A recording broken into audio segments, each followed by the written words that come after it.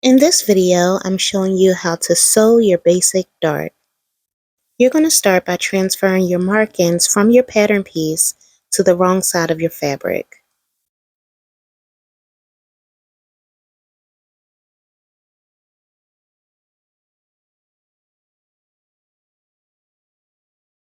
Use your tracing paper and your tracing wheel to draw all three lines from your basic dart onto your fabric.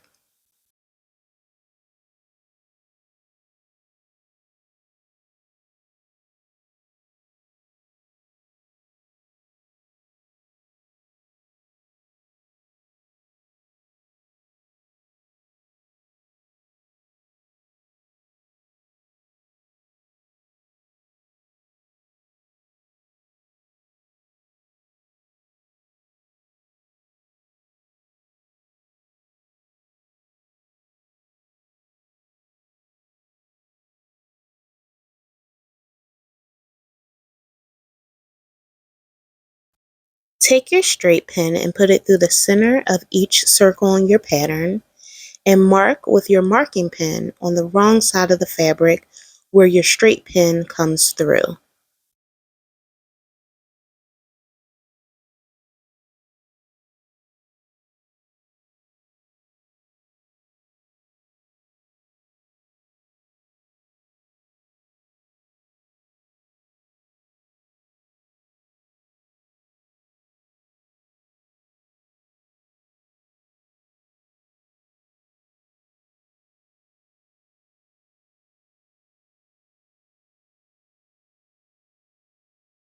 This is a close-up just to show you where you should be marking the circles on your fabric.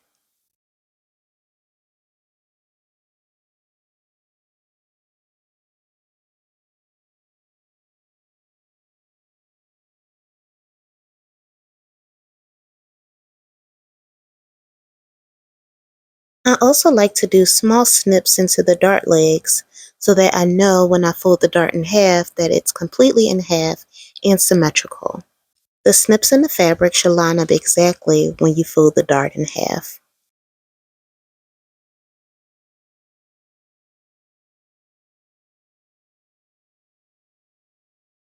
Next, you're going to remove all of your pins. Now turn your fabric to the wrong side because this is where your markings are.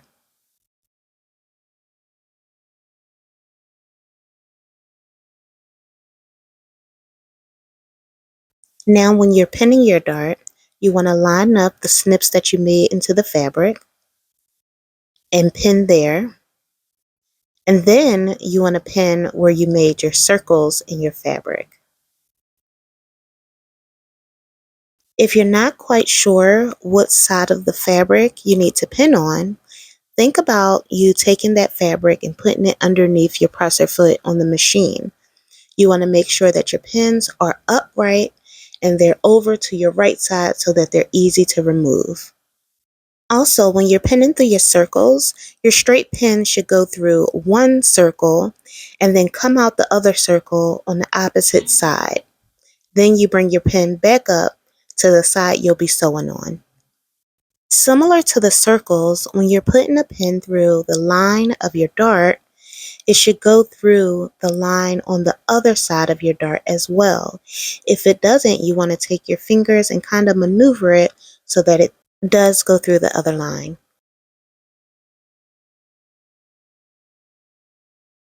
In this example, I'm pinning from the top of the dart and then going down to the tip of the dart.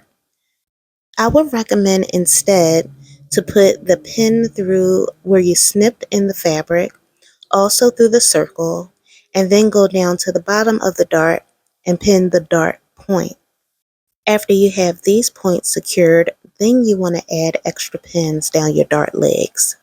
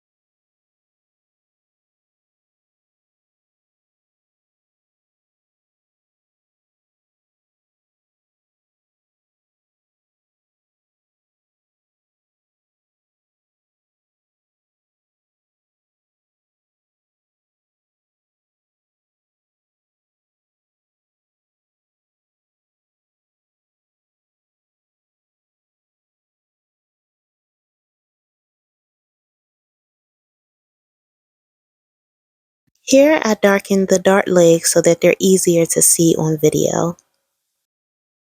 Take your sample to the sewing machine and you want to lower the needle into your dart leg. Then you want to lower your presser foot.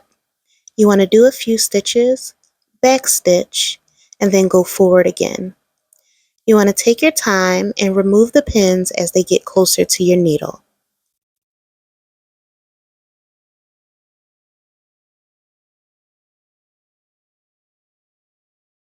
As you get closer to the end of your dart, I recommend using your hand wheel and getting as close to the fold of the dart as you possibly can in order to have a dart that doesn't have one, a hole at the bottom, or two, a point at the bottom. Leave long tails of thread at the end so that you're able to tie 2 knots at the bottom.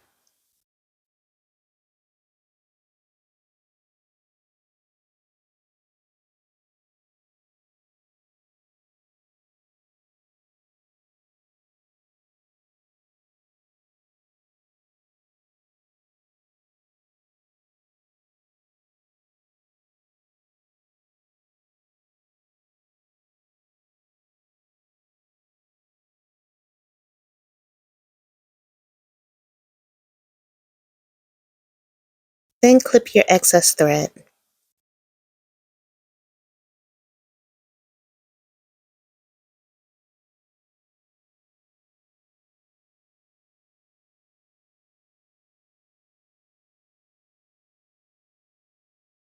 Take your sample to the iron and you're going to notice that if your dart is not facing the right way, then the excess of the dart will be showing.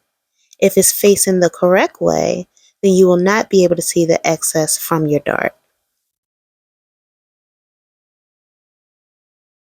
Lay your sample on top of a pressing ham and use your iron to make your sample smooth, but also to have a nice curve in the fabric due to the dart.